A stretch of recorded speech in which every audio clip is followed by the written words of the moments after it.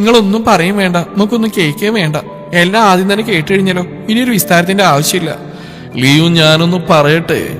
എടുത്തടിച്ചു പറയാൻ കിച്ചു ചെയ്ത് കണക്ക് നിന്നെയൊന്നും തല്ലിയില്ലല്ലോ, പിന്നെന്താ? ഓഹോ, ഇനിയിപ്പോ നിങ്ങൾക്ക് നമ്മളെ തല്ലും വേണല്ലേ? നിങ്ങൾ പറഞ്ഞില്ല നല്ല മുകടക്കൊന്നും തരുന്നായിരുന്നു. നിങ്ങളുടെ അധ്വാനത്തിന് വില അറിയിക്കാൻ മാത്രമുള്ള തൊലിക്കെട്ടിയൊന്നും നമുക്കില്ല. ഒന്ന് തല്ലിയിരുന്നെങ്കിൽ ക്ഷമിക്കായിരുന്നു. നിങ്ങൾ പറഞ്ഞ ഓരോ വാക്കുകൊണ്ടിന്റെ ഹൃദയത്തിലാ. ലിയു സോറി, ഓരോന്നും പറഞ്ഞു പോയി. ഇനി ഞാൻ എന്ത് ചെയ്യണമെന്നാ നീ പറയുന്നത്? ഈ ഒരു വീട്ടിലിങ്ങനെ മിണ്ടാതെയും പറയാതെ എത്ര നാളെ വെച്ചാ നീ നടക്കുന്നത്? എനിക്ക് തോന്നുന്നവരെ. എന്ത്? എനിക്ക് എന്നാണ് ക്ഷമിക്കാൻ കഴിയുന്നത്, അതുവരെ ഞാനിങ്ങനെ ആയിരിക്കുമെന്ന്. അതിനു മാത്രം കൂടുതലൊന്നും ഞാൻ നിന്നെ പറഞ്ഞിട്ടില്ലല്ലോ. ഒരാളെ തെറ്റ് ചെയ്തിട്ടുണ്ടെങ്കിൽ അത് ഞങ്ങൾ 5 പേരും കൂടെ പ്ലാൻ ചെയ്ത് നടപ്പിലാക്കിയാണെന്ന് പറഞ്ഞില്ലേ? അതുപോലെ നിങ്ങൾ ഒരാളും പറഞ്ഞ ഡയലോഗ് എല്ലാം നിങ്ങളുടെ മനസ്സിൽ ഒരുപോലെ ആയിരിക്കും എനിക്കറിയാം. പറഞ്ഞുപോയ വാക്കുകളുടെ എണ്ണം എടുത്ത് ജയിക്കാൻ ശ്രമിക്കേണ്ട എന്ന് കേൾക്കാവൻ ദയനീയമായി അവളെ നോക്കി. പിന്നെ ഒരു കാര്യം കൂടി, നിങ്ങൾ എങ്ങോട്ടോ പോകാൻ പ്ലാനിട്ടില്ലായിരുന്നോ? അതിന് തനിച്ചങ്ങ് പോയാൽ മതി, എന്നെ പ്രതീക്ഷിക്കേണ്ട. അതും ഇതും തമ്മിലെന്താ? അത് ഒരാഴ്ച കഴിഞ്ഞിട്ടല്ലേ? അപ്പോഴേക്കും ഒന്നുമില്ല. അതുവരെ എന്റെ ദേഷ്യം മാറാൻ പോകുന്നില്ല. പോരെ? ദേഷ്യം മാറിയിട്ട് വേണം എന്നെയും പോയിക്കൊണ്ട് അങ്ങ് പോവാൻ എന്ന് ആത്മയിച്ച് വെട്ടിത്തിരിയും മുമ്പേ അവൾ അവനിലേക്ക് ചേർത്ത് പിടിച്ചിരുന്നു. ഒരാഴ്ച നീണ്ടു നിൽക്കുന്ന ദേഷ്യം എന്ന് അവളിലേക്ക് അടക്കി പിടിച്ചുകൊണ്ട് ചോദിച്ചു, അവളിൽ നിന്ന് കുതിരിമാറാൻ ശ്രമിച്ചുകൊണ്ട്. എന്നെ വിടുന്നുണ്ടോ? എന്റെ ദേഷ്യം ഒരാഴ്ച നീണ്ടു നിൽക്കും, വിട് എന്ന് പറഞ്ഞ് അവൾ സർവ്വശക്തിയും എടുത്ത് അവന്റെ പിടിയിൽ നിന്ന് അകലാനായി പിടഞ്ഞതും അവളെ തന്നിലായി ഒതുക്കി പിടിക്കാനെന്നോണം ഇരുകയ്യാൽ അവളെ ചുറ്റിപ്പിടിച്ച് തന്നിലേക്ക് ചേർത്ത്. ആട്ടിങ്ങി നിൽക്ക് പെണ്ണേ എന്ന് പറഞ്ഞിട്ട് അവളുടെ കുതിരൽ നിൽക്കാതെ വന്നു കലിയേറിയ ഷാൻ ഒരു കയ്യാൽ ഇടുപ്പിലെയും മറുകൈ അവളുടെ നിതംബത്തിൽ പിടിച്ച് തന്നിലേക്ക് അമർത്തി ചേർത്ത് പിടിച്ചു. അവളെ തന്നിൽ ഒതുക്കി വെക്കണമെന്നുള്ള ചിന്ത മാത്രമേ അവന് ഉണ്ടായിരുന്നുള്ളൂ. പക്ഷെ അവന്റെ ആ പ്രവൃത്തിയിൽ ഞെട്ടിത്തറഞ്ഞ ലിയു പിടിച്ചു കെട്ടിയതുപോലെ നിശ്ചലമായി. ശ്വാസം പോലും എടുക്കാൻ കഴിയാത്ത രീതിയിൽ ഞെട്ടലോടെ മുഖമുയർത്തി നോക്കിയപ്പോഴാണ് അവൻ ചെയ്ത പ്രവൃത്തി അവനിൽ ബോധോദയം ഉണ്ടാക്കിയത്. നിതംബത്തിലായ അമർന്ന അവന്റെ കൈ പെട്ടെന്ന് തന്നെ അകന്നു മാറി. അത് പിന്നെ നീ കിടന്ന് പിടഞ്ഞോണ്ടല്ലേ എനിക്കങ്ങനെ എന്ന് പറഞ്ഞ് മുഴുമിക്കും മുമ്പേ അവനിൽ നിന്നും പിടഞ്ഞു മാറിയവൾ വാഷ്റൂമിലേക്ക് കൂടി കഥകടച്ചിരുന്നു. സ്വയം തലക്കടിച്ചുകൊണ്ട് അവൻ വാഷ്റൂം കഥയിലേക്ക് നോക്കി. ഒരു വിധത്തിലൊന്ന് സോൾവ് ചെയ്യാൻ നോക്കുമ്പോഴേക്കും കൈ ചതിച്ചു. സ്വയം പറഞ്ഞവൻ മുടി വകഞ്ഞു മാറ്റി ബെഡിലേക്കായിരുന്നു. ദക്ഷി കഥകടച്ച് തിരിഞ്ഞതും അതാ ബെഡിൽ ഒരുത്തി മൂടി പുതച്ച് കിടക്കുന്നു. എന്നാൽ പുതപ്പിനകത്ത് ശ്രീ മിഴികൾ ഇറുകി അടച്ച്, മാദേവ, അങ്ങേര് വരുമ്പോ ഒരുമാതിരി പറയലൊന്നും എനിക്ക് വരരുതേ. ഗൗരവം നിലനിർത്താൻ കൂടെ ഉണ്ടാവണേ ദേവ എന്ന ആത്മയോടെ ബെഡിൽ ചുരുണ്ടി കിടന്നു. ദക്ഷ അവൾക്കരികിലായിരുന്നു. ശ്രീ, ഇത്ര പെട്ടെന്ന് ഉറങ്ങിയിട്ടില്ലെന്ന് എനിക്കറിയാം, അഭിനയം വേണ്ട എന്ന് കേൾക്കിയ പുതപ്പ് മാറ്റി എണീറ്റിരുന്നു. ഞാനെന്തിനാ അഭിനയിക്കുന്നേ? എനിക്ക് ഉറക്കം വന്നിട്ടാ വന്ന് കിടന്നേ. ശ്രീ, ഞാനൊന്ന് അവന്റെ വാക്ക് കേൾക്കാതെ തിരികെ കിടക്കാനായവേ അവന്റെ കൈ അവളുടെ കയ്യിലായി പിടിച്ച പാടെ അവനിലേക്കായി അടുപ്പിച്ചിരുന്നു. എന്താ ദക്ഷ്? ഞാനൊന്ന് പറഞ്ഞോട്ടെ. എനിക്കൊന്നും കേൾക്കണ്ട. ഞാൻ നിങ്ങളെ വിലപ്പെട്ടൊന്നും നശിപ്പിക്കുന്നില്ല. ഇവിടെ കിടക്കത്തേ ഉള്ളൂ. തലയിൽ കയറ്റി വെച്ചതിന് ഞാൻ കാരണം നിങ്ങൾ ബുദ്ധിമുട്ട് വരാണ്ട് സൂക്ഷിച്ചോളാം. പിന്നെ അധ്വാനത്തിന്റെ വില അതറിയാം, ഉണ്ടാക്കുന്ന പണത്തിന്റെ മൂല്യം ഞങ്ങൾക്കറിയാം. അറിഞ്ഞോണ്ട് ഒരിക്കലും അവയെല്ലാം നശിപ്പിക്കുന്ന തരത്തിലുള്ള പ്രവൃത്തി ഞങ്ങളിൽ നിന്ന് ഉണ്ടാവില്ല. തലയിലെടുത്ത് വെച്ചുകൊണ്ട് ബുദ്ധിമുട്ടണമെന്നില്ല. ഒഴിഞ്ഞെന്നു പറഞ്ഞാൽ ഒഴിഞ്ഞു തന്നേക്കാം. പറഞ്ഞു തന്നതിന് ശേഷം തിരികെ ബെഡിലേക്ക് കിടന്ന് മിഴികളടച്ചു. ഒരു നിമിഷം അവിടെ കിടപ്പ് നോക്കിയെന്നു മനസ്സിൽ. ഞങ്ങളുടെ പ്രവൃത്തി നിന്നെ ഒത്തിരി വേദനിപ്പിച്ചെന്നറിയാം. എങ്ങനെയെങ്കിലും ഇത് സോൾവ് ചെയ്തേ പറ്റൂ. നിന്റെ മൗനം അതെനിക്ക് താങ്ങില്ല ശ്രീ. മൗനമായി മൊഴിഞ്ഞവൻ പതിയെ അവൾക്കരികിലേക്ക് ചേർന്ന് കിടന്നു. അവന്റെ കൈ അവളെ പൊതിഞ്ഞു പിടിക്കവേ അവന്റെ കൈ തട്ടി മാറ്റി ബെഡിലായി എണീറ്റിരുന്നു. എന്താ ദക്ഷ്? അവന്റെ അങ്ങനെ ഒരു പ്രവൃത്തിയിൽ പകപ്പോടെ അവൾ ചോദിച്ചു. I am sorry Sree. അറിയാം, പറഞ്ഞും പ്രവർത്തിച്ചും എല്ലാം തെറ്റാണെന്ന്. അപ്പോഴത്തെ ഒരു മാനസികാവസ്ഥ അതായിരുന്നു. അപ്പൊ അങ്ങനെയൊക്കെ പറഞ്ഞുപോയി. പറയാനാണ് ആ നിമിഷം തോന്നിയത്. ആണല്ലോ, അപ്പൊ നിങ്ങൾക്ക് ആ പറയാനും പ്രവർത്തിക്കാനും തോന്നിയല്ലോ. എന്നാ എനിക്കിപ്പോ ഇത് പറയാനും പ്രവർത്തിക്കാനാണ് തോന്നുന്നത്. അതുകൊണ്ട് ചേർന്നുള്ള കിടപ്പൊന്നും വേണ്ട, അങ്ങ് വിട്ടുന്നേക്ക്. പിന്നെ കൂടുതൽ സംസാരത്തിന് എനിക്ക് താല്പര്യമില്ല. ഒരു കാര്യം കൂടി പറഞ്ഞേക്കാം, നിങ്ങൾ പോകുന്ന ട്രിപ്പിന് എന്നെ നോക്കണ്ട, ഞാനില്ല. വാട്ട്? ഇനി എന്നെ കൂടി ട്രിപ്പിന് പോയി നിങ്ങൾ അധ്വാനിച്ച പണം വെറുതെ ആക്കണ്ട. ഇനഫ് ശ്രീ, മതിയാക്ക്. അവന്റെ ദയനീയമായ വാക്കിൽ അവൾ അവനിൽ നിന്ന് മുഖം തിരിച്ചു. ഇനി ആ മുഖത്തേക്ക് നോക്കിയാൽ ആ നിഷ്കളങ്കതയിൽ ചിലപ്പോൾ എല്ലാവരും ഒരുമിച്ചെടുത്ത പ്ലാൻ തകർത്ത് താൻ ക്ഷമിച്ചു പോകുമെന്ന് ഭയന്ന് ശ്രീ വേഗത്തിൽ ബെഡിൽ നിന്നിറങ്ങി മുന്നോട്ട് നടന്നു.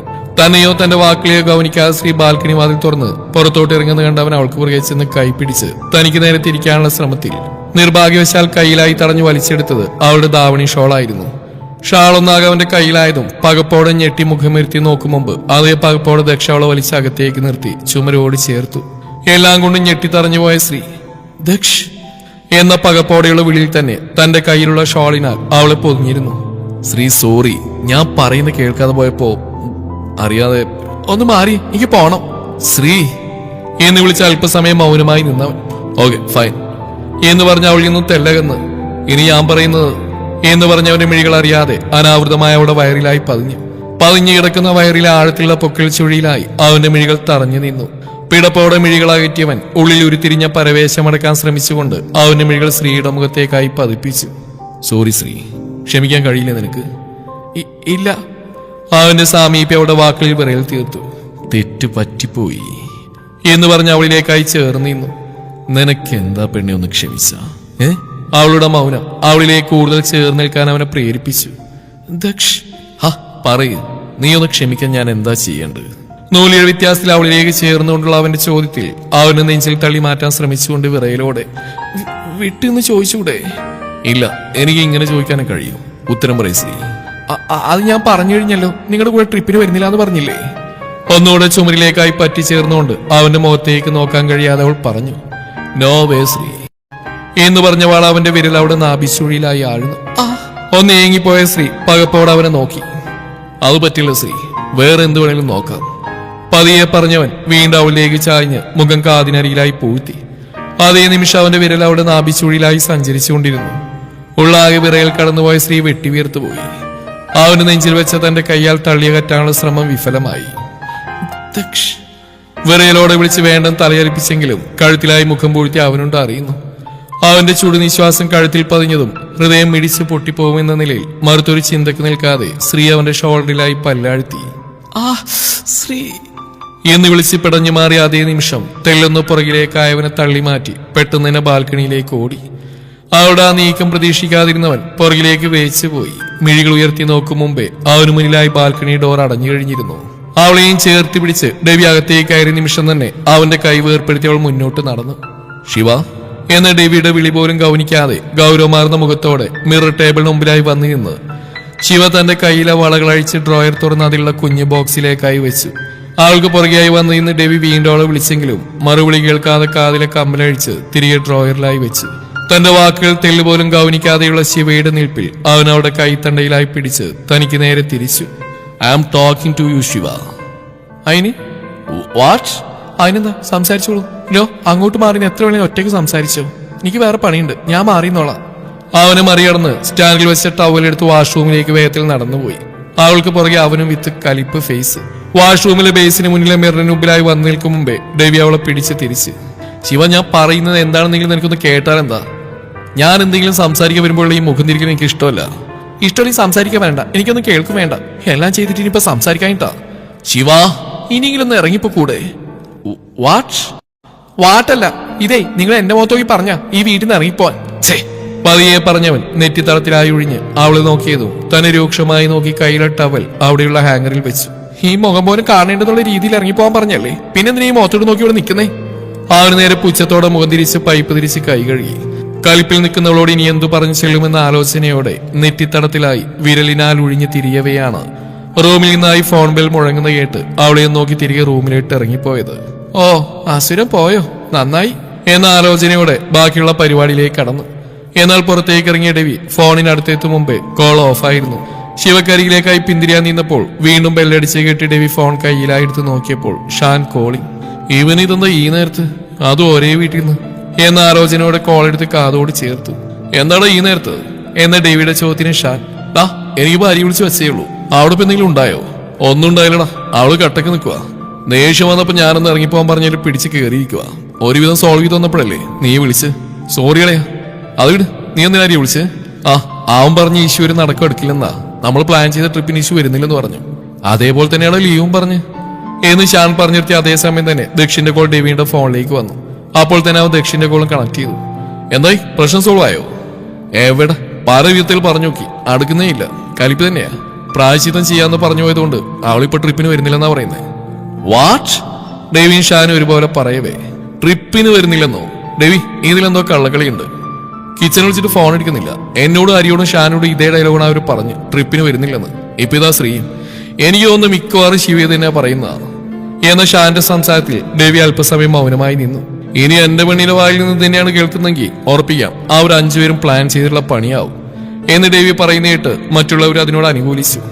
എന്നാ ശരിടാ, ഞാനൊന്ന് കുടഞ്ഞോട്ടെ. എന്താ പ്ലാനിങ് എന്നറിയാലോ? ഇത് അവളുമാരുടെ അഭിനയാണെങ്കിൽ നമുക്ക് 5 പേർക്കും കൂടെ ചെന്ന് ഒരു അവാർഡ് തന്നെ കൊടുത്തേക്കാം. ദക്ഷിന്റെ വാക്കിൽ. അത് പിന്നെ പറയാനുണ്ടോ? ഇപ്പൊ ഞാനൊരു പ്രോത്സാഹന സമ്മാനങ്ങൾ കൊടുത്തേച്ചും വരാം എന്ന് ചിരിയോടെ പറഞ്ഞാൽ ഫോൺ കട്ടി ടേബിളിലേക്ക് വെച്ച് ഇട്ടിരുന്ന ഷർട്ട് അഴിച്ച് സ്റ്റാൻഡിലായി വെച്ച് മുന്നിലെ മിററിന് മുമ്പിലായി വന്നു നിന്നു. എന്റെ പൊന്ന് ശ്രാവണി കൊച്ചേ എന്നുള്ള ആരെ വിളിച്ച് മീശ ഒന്ന് പിരിച്ച് താടിയിൽ മെല്ലെ തടവി തിരിഞ്ഞടന്ന് പതിയെ കഥക് ചാരി അകത്തേക്ക് കയറി. എന്നാൽ വാഷ്റൂമിനകത്ത് ശിവ. അസുരി ഇത്ര പെട്ടെന്ന് തോൽവി സമ്മതിച്ചോയോ? ഛേ, എന്തൊക്കെയായിരുന്നു പ്ലാനിങ്? അങ്ങേര് ഒന്നുകൂടെ കാലുപിടിച്ച ആ ട്രിപ്പ് ക്യാൻസൽ എന്ന് പറയാനുള്ള ഒരുക്കത്തിലേക്കായിരുന്നു. പുല്ല്. ഹാ, ഒരു നടക്കടക്കില്ലെന്ന് അങ്ങേർക്ക് തന്നെ മനസ്സിലായി കാണും. ഇരിക്കട്ടെ, മാസിൽ ഒരു ടിക്കറ്റുന്ന പോലെ എളുപ്പമല്ലെന്ന് അങ്ങേര് മനസ്സിലാക്കട്ടെ. സ്വയം ആത്മേടിച്ചുകൊണ്ട് കൊടുത്തിരുന്ന ദാവണി ഷോൾ അഴിച്ച് ഹാങ്ങിൽ വെച്ച് മുടിയൊന്നാകെ മുകളിലായി പിടിച്ചു കെട്ടി. ഷി എന്നാൽ ദേവി ശിവയും വിളിച്ച് അകത്തേക്ക് വന്നു. മുന്നിൽ നോക്കവേ അവിടുത്തെ കാഴ്ചയിൽ വായും തുറന്ന് നിന്നു. കാൽ കഴുകുന്നതിനായിട്ടിരുന്ന സ്കേർട്ട് അല്പം ഉയർത്തി കാലിൽ 2 സോപ്പ് തേച്ച് പൈപ്പിൻ ചുവട്ടിലേക്ക് നീട്ടി കുനിഞ്ഞെന്ന് കഴുകാൻ തിരക്കിലായിരുന്നു ശിവ. അവളുണ്ടോ അറിയുന്നു അസുരന്റെ എൻട്രി. എന്നാൽ ദേവിയുടെ മിഴികൾ ശിവയിൽ പതിഞ്ഞു നിന്നു. അവിടെ ആ നിൽപ്പിൽ തെളിഞ്ഞു വന്ന മാറിടിക്കൽ മിഴികളുടക്കിയ നിമിഷം പെടച്ചിലോടെ അവൻ മിഴികൾ അടർത്തി മാറ്റി. അതേ നിമിഷം തന്നെ എന്തോ കണ്ട കണക്കവൻ ഞെട്ടലോടെ അവളിലേക്കായി മിഴികൾ നീക്കവേ കാൽ കഴുകി നിവർ നിൽക്കുന്നിടയിൽ അവന്റെ മിഴികൾ അവിടെ മാറിലായി മയിൽപ്പീലി ടാറ്റൂവിൽ പതിഞ്ഞു. ഒരു നിമിഷം അവയുടെ ഭംഗിയിൽ ശ്വാസം വിളങ്ങി നിന്നെങ്കിൽ അടുത്ത നിമിഷം അതൊന്ന് അടുത്ത് കാണാൻ അവനുള്ളിൽ ആഗ്രഹം ഉയർന്നു വന്നു. അതിനടക്കി വെച്ച് തലയെന്നു കുടഞ്ഞ് അവളിൽ നിന്ന് വൃഥാ മിഴികൾ മാറ്റാൻ ശ്രമിച്ചെങ്കിലും വൃത്തിയട്ട മനസ്സ് അവൾക്ക് നേരെ മിഴികൾ ചലിപ്പിക്കാൻ പ്രേരിപ്പിച്ചു. എന്നാൽ ദേവി വന്ന് നിൽക്കുന്നൊന്നും അറിയാതെ ശിവ കൈക്കുമ്പിളിലായി വെള്ളമെടുത്ത് മുഖത്തൊഴിച്ച് സോപ്പ് തേച്ച് മുഖമാകെ പതപ്പിച്ചു. ഇനി ഇങ്ങനെ അവളെ നോക്കിയെന്നാൽ ശരിയാവില്ലെന്നറിഞ്ഞ് ദേവി പിന്തിരിഞ്ഞ് നടക്കവേ അവിടെ അടുത്തുള്ള സ്റ്റാൻഡിൽ വെച്ച ഷാമ്പു ബോട്ടിൽ കൈതട്ടി വീണു. മുഖം കഴുകാൻ ഒരുങ്ങിയ ശിവ ബോട്ടിൽ വീഴുന്ന ശബ്ദം കേട്ട് ഞെട്ടലോടെ തിരിഞ്ഞു. അതേ പകപ്പോടെ ദേവി തിരിഞ്ഞുകൊണ്ട് ശിവ ഞാൻ എന്ന് വാക്കുകൾ പെരുക്കൂട്ടി പറയാൻ ഒരുങ്ങും മുമ്പ് ഓ വീണ്ടും കയറി വന്നോ? ഇനി എന്താ വേണ്ടേ? ശിവ മതി, ദേ ഇങ്ങോട്ട് നോക്ക് എന്ന് പറഞ്ഞ് സോപ്പ് അതയുള്ള മുഖത്തോടെ കണ്ണുകൾ ഇറുക്കിയ പൂട്ടികൾ അവർ നേരെ വിരൽച്ചുകൊണ്ട് ഇങ്ങോട്ട് നോക്ക്. ഇനി ഓരോ കാരണം പറഞ്ഞ എന്റെ പുറകെ ഇങ്ങനെ വരണമെന്നില്ല. നിങ്ങൾക്ക് വായിൽ തോന്നി എന്ത് വിളിച്ചു പറയാം. എല്ലാം കഴിഞ്ഞു വന്നാൽ ഞങ്ങൾ ക്ഷമിക്കണം എന്നാണോ? നോട്ട് വാക്കിംഗ്, അതായത് നടക്കില്ല എന്ന് പറഞ്ഞ് ഉറഞ്ഞു തുള്ളി നിൽക്കുന്നവരുടെ വാക്കുകളേക്കാൾ അവന്റെ ശ്രദ്ധ പോയത് പാതി തെളിഞ്ഞ മയിൽപ്പീലി ടാറ്റൂവിലേക്കായിരുന്നു.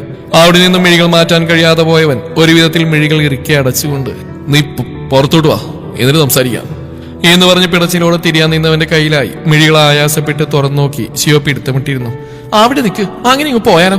ഇനി റൂമിൽ ചെന്നിട്ട് വീണ്ടും ഒരു വിസ്താരത്തിന് എനിക്ക് താല്പര്യമില്ല. എന്റെ തീരുമാനം എന്താണെന്ന് ഞാൻ ഇപ്പൊ തന്നെ പറയാം. ഇനിയും തോന്നിയത് വിളിച്ചു പറയുമ്പോൾ ഒന്ന് ശ്രദ്ധിക്കുന്നത് നല്ലതാണെന്ന് ഞാൻ തരുന്ന ശിക്ഷയിൽ നിന്ന് മനസ്സിലാക്കിയേക്ക് എന്നെല്ലാം അവനെ പോവാൻ അനുവദിക്കാതെ കത്തിക്കേറി. പാവം കൊച്ച് ഇപ്പോഴും ഷോളില്ലാതെയാണ് അവന് മുമ്പിൽ നിന്ന് ഉറഞ്ഞുകൊള്ളുന്ന ബോധം അവൾക്കില്ല. ശിവയുടെ മനസ്സിൽ അവരുടെ പ്ലാൻ പ്രകാരം ട്രിപ്പ് ക്യാൻസൽ ചെയ്തെന്ന് പറയുക എന്നുള്ള ലക്ഷ്യത്തിലെത്താൻ വേണ്ടി മറുത്തൊന്നും ചിന്തിക്കാതെ വാതോരാതെ പറഞ്ഞുകൊണ്ടിരുന്നു. ശിക്ഷയോ? ഇടയ്ക്കിടക്ക് അവളിലേക്ക് തെന്നി വീഴുന്ന മിഴികളെ ശാസനയോടെ തിരികെ പിടിച്ചുകൊണ്ട് അവൻ ചോദിച്ചു.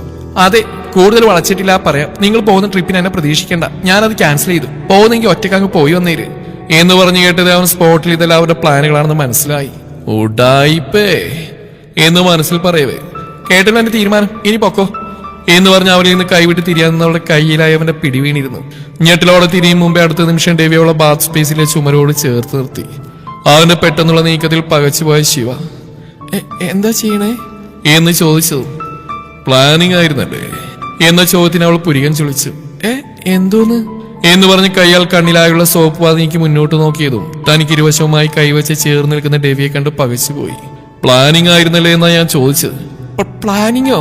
ഇപ്പോഴും കത്തിയില്ല അല്ലയോ?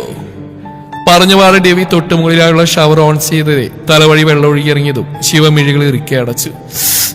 എന്താ ഈ ചെയ്യുന്നേ? നിന്റെ തലയൊന്ന് തണുക്കട്ടെ, അപ്പൊ മനസ്സിലാവും ഞാൻ പറഞ്ഞത് എന്താണെന്ന് എന്ന് കേൾക്കെ മുഖത്തെ സോപ്പ് പത കയ്യാൽ നീക്കം ചെയ്ത് കലിപ്പിൽ. നിങ്ങൾക്കെന്താ ഭ്രാന്തുണ്ടോ? പിന്നെ എന്നാ വേണമെന്നാ? ഒന്നും അറിയാലല്ലേ നിനക്ക്? ഞങ്ങളെന്നാ പൊട്ടന്മാരാണെന്ന് കരുതിയോ നീ? ഈ ട്രിപ്പ് ക്യാൻസൽ പരിപാടി 5ന്റെയും പ്ലാനിങ് ആയിരുന്നെന്ന് ഞങ്ങൾക്ക് മനസ്സിലായി. കൃഷ്ണ, ഇങ്ങേർക്കിത് എവിടുന്ന് ചോർത്തി കിട്ടി എന്ന ആത്മയോടെ മിഴിച്ചു നോക്കിയതും അപ്പൊ ആണല്ലേ? ആണല്ല, പെണ്ണ്. പ്ലാനിങ് ആണ് തന്നെ. എന്തായാലും ഞങ്ങളുടെ തീരുമാനമാണെന്ന് മനസ്സിലായല്ലോ. നടക്കില്ല. എന്നാ 2 ഓട്. അല്ലേ, വരില്ലെന്ന് പറഞ്ഞാൽ വരില്ലെന്ന് അർത്ഥം മനസ്സിലാക്കിയേക്ക്. ഇടിക്കട്ടക്കുണ്ടായവനെ താടിക്ക് മുന്നിന്ന് എന്ന് പറഞ്ഞ് ദേവിയെ തള്ളിമാറ്റി മുന്നോട്ട് പോയി അഴിഞ്ഞു വീണ മുടിയൊന്നാകെ വാരിക്കെട്ടി. പിന്നെ ഒരു കാര്യം, സീതാമയും യശോദാമയും കൊണ്ട് ഇന്ന് വിളിച്ചു വരുത്തിയ കണക്കുള്ള പ്ലാനിങ് കൊണ്ട് വന്നാലേ എനിക്ക് മനസ്സിലായി നിങ്ങളുടെ പ്ലാനിങ് ആയിരുന്നെന്ന്. അതറിയാതിരിക്കാൻ ഞാനും പൊട്ടിയല്ല പറഞ്ഞ അവിടെ നിന്ന് ഉറഞ്ഞുപുള്ളി.